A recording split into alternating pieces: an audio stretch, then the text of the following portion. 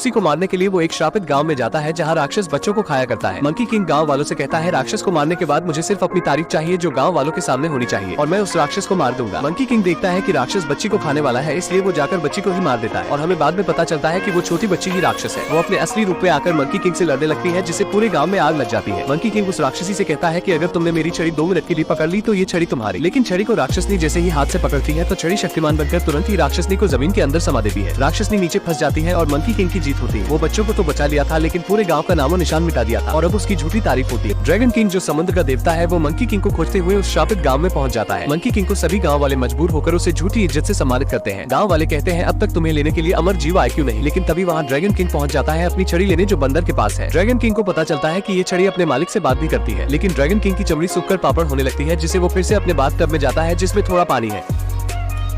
Dragon king वापस आकर उसे बताता है कि तुम कभी अमर नहीं हो सकते क्योंकि अमर जीवों का नरक की लिस्ट में नाम नहीं होता। लेकिन ड्रैगन किंग की लप्पू झप्पू मंकी किंग की छड़ी को चुरा लेते हैं। किसी भी तरह मंकी किंग उन समुद्री कीड़ों से अपनी छड़ी को बचा लेता है और नरक लोक जाने की बात करता है ताकि मृत्यु की लिस्ट से अपना नाम मिटा सके। लेकिन श्रापित गाँव की एक लड़की उसके साथ मृत्यु लोक जाने की बात करती है और मंकी किंग उसे मना कर देता है। लेकिन छड़ी मंकी किंग से कहता है हमें वहाँ एक पढ़े लिखे आदमी की जरूरत पड़ सकती है, जिससे मंकी किंग उसे अपने साथ ले जाने के लिए मान जाता है। वो दोनों नरक लोक जाने के लिए कब्रिस्तान तक पहुँच जाते हैं और देखते हैं कि किसी की आत्मा एक पानी के भरे कुआं में जाती है। लड़की कहती है हम नीचे कैसे जाएंगे। मंकी किंग कहता है ये छड़ी एक VIP पास की तरह है जो हमें किसी भी दुनिया के कोने तक पहुंचा सकती है और मुर्दों के दुनिया में भी। अब वो दोनों अपने चेहरे पे राख लगाकर नीचे पहुंच जाते हैं जहां अनगिनत आत्माएं लाइन लगाकर खड़ी थी, जिनका फैसला वहां का फरिश्ता करता है जिसका नाम यामा है। मंकी किंग बिना लाइन में लगे आगे बढ़ता है, वो भी ऐसे।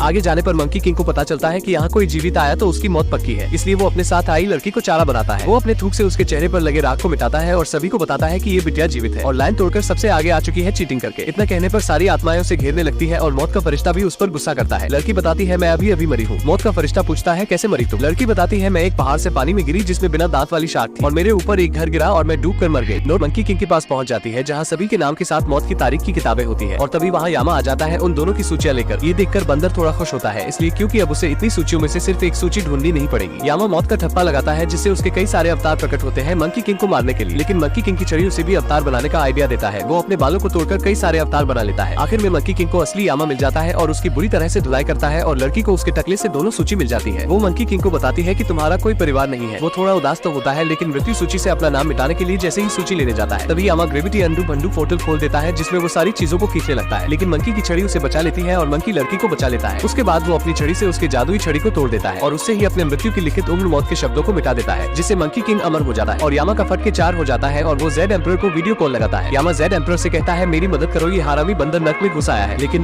मंकी किंग जेड एम्परर से कहता है एक अच्छी खबर है, पहले सभी अमर जीवों को इकट्ठा कर लो, मैं पधारने वाला हूँ और हम पड़ोसी होंगे। जेड एम्परर कहता है भूल जाओ, तुम सिर्फ एक बंदर हो ना कि कोई बजरंगबली और तुम हमारे जैसे नहीं हो। मंकी किंग कहता है मैंने तो अपना नाम सूची से काट दिया है। जेड एम्परर कहता है उससे सिर्फ तुम आधे अमर जीव हुए, तुम बुढ़ापे से नहीं मरोगे लेकिन तुम्हें कोई हराकर मार सकता है। फिर मंकी किंग लड़की की तरफ देखने लगता है। लड़की कहती है ऐसे मत देखो, मैं कोई बंदरिया नहीं। मंकी किंग जेड एम्परर से पूछता है क्या कुछ ऐसा है जिसे कोई पूरा अमर हो सके। जेड एम्परर कहता है ऐसा कुछ भी नहीं है, लेकिन यामा बताता है गुरुजी हमारे पास अमर होने की नुस्खे की किताब है ना। मंकी किंग छड़ी से कहता है दरवाजा और लड़की से कहता है किताब और खुद से कहता है यामा उन दोनों को धनुष बाण लेकर दौड़ाने लगता है और बंदर आत्माओं को मारते पीटते हुए आगे बढ़ता है। बंदर छड़ी को आगे फेंकता है और वो बड़ी होने लगती है। वो दोनों छड़ी की मदद से जमीन के नीचे से ऊपर की ओर आ जाते हैं। बंदर उससे अमर नुस्खे की किताब के बारे में पूछता है लेकिन लड़की के पास नहीं होता और उसकी बंदर से फटने लगती है। बंदर उसे किताब दिखाता है और कहता है निकल गई ना टट्टी। फिर जाहिल बंदर लड़की को किताब पढ़ने के लिए देता है। लड़की पढ़ती है। पूरा अमृत तभी मिलता है जब कोई जादुई बीज खाए जो उगता है अनंत जीवन के मंत्र मुक्त बागान में। बंदर पूछता है ये कहाँ है। लड़की बताती है ये पता करने में समय लगेगा। बंदर उसे कहता है अगर 5 मिनट में नहीं बताई तो मेरी लाठी और तुम्हारी खोपड़ी। वो कुछ जादुई बूंद पानी में डालती है जिससे ड्रैगन किंग का प्रतिबिंब रूप पानी से थोड़ा बाहर आता है। लड़की ड्रैगन किंग से बताती है ये बंदर महापागल है, ये मुझे नर्क में ले गया था, वो भी जिंदा। ड्रैगन किंग कहता है मेरा काम तुम्हें करना ही पड़ेगा किसी भी हाल में। असल में लड़की अभी ड्रैगन किंग की प्यादी है। कुछ दिन पहले जब ड्रैगन किंग उसके गाँव से छड़ी की खोज में गुजर रहा था तो लड़की उसे रास्ते में रोक लेती है। लड़की उससे बारिश करवाने की भीख मांगती है। ड्रैगन किंग उसे ही खाने जाता है। लड़की गाँव को भूल कर अपनी ही जान की भीख मांगने लगती है। ये देवता बहुत कमीना है। ड्रैगन किंग उसे छड़ी चुराने का काम देता है जो मंकी किंग के पास है। लड़की इस बात को मान जाती है और अब हम वर्तमान में देखते हैं कि लड़की मंकी किंग को उस जगह ले जाती है जहाँ ड्रैगन किंग चाहता है, यानी कि मृत्यु नुस्खे की किताब के अनुसार नहीं चलकर वो बंदर को दूसरी जगह ले जाकर फंसाना चाहती है। मंकी किंग उसे अपनी पीठ पर बैठाकर आगे बढ़ता है उससे रास्ता पूछते हुए। लड़की उससे कहती है और धीमे नहीं चल सकते हो क्या। इतना सुनते ही नटखट बंदर उसे पूरी तेजी से आगे ले जाने लगता है जिससे वो पके हुए आम की तरह नीचे गिर जाती है।